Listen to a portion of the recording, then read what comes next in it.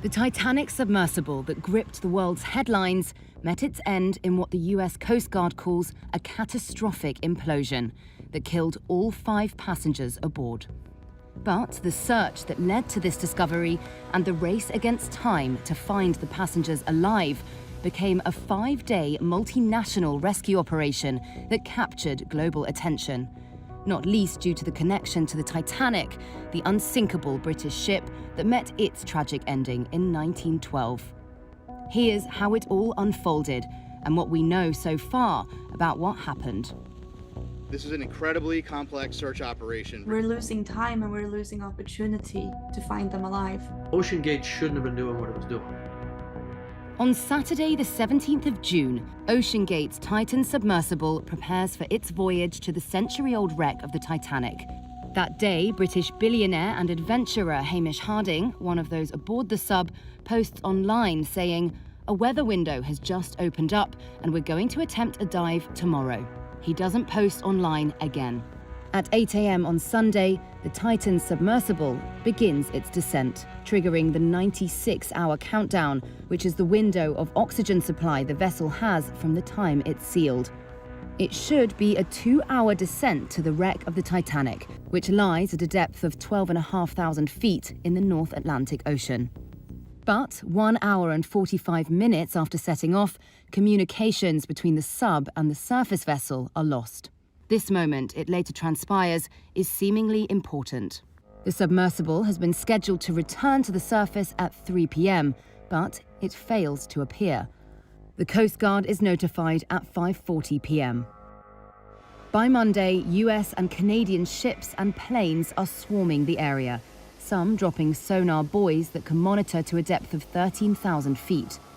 Search teams stress that this is a remote area and a challenge to conduct a search. Officials also ask commercial vessels for help. On Tuesday, noises, reported to be banging sounds, are detected over several hours by a Canadian aircraft, which is equipped with gear to trace submarines. The noises temporarily offer hope that the Titan is still intact and that its occupants are alive and trying to communicate by banging on the hull. Officials later say analysis of the sound is inconclusive. At this point, Hamish Harding's friend says hopes are not high. As it stands right now, it would be a miracle if they are recovered alive. At 2 a.m. on Wednesday, the US Coast Guard announces it's deploying remotely operated vehicle searches to the area where the sounds were detected. A French research ship equipped with a deep-sea diving vessel makes its way to the search area. The surface search is now approximately 2 times the size of Connecticut, and the subsurface search is up to 2.5 miles deep. On Thursday at 6 a.m. Eastern Time, the 96-hour oxygen window closes, diminishing any last hopes of finding the passengers alive. At 2 p.m., a debris field found on the seabed is confirmed to contain pieces of the Titan submersible. The pieces were found by a robotic diving vehicle deployed from a Canadian ship, lying some 1,600 feet from the bow of the Titanic. The US Coast Guard confirms the debris is consistent with the loss of the pressure chamber and an implosion, and that there were no survivors. So, when did the sub meet its fate? During the search operation, sonar buoys in the water didn't detect any loud or violent noise that would have been generated by an implosion. That suggests it happened before the search began.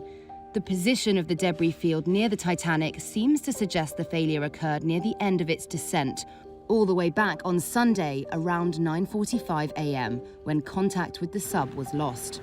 Separately, it's been reported that acoustic data detected by the US Navy had an anomaly consistent with an implosion or explosion near the submersible's location when its communications were lost.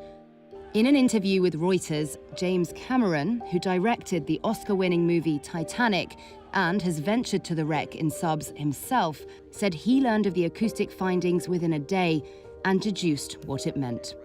Search, search, search. 4 days of search. They're searching everywhere. They were running around with their hair on fire.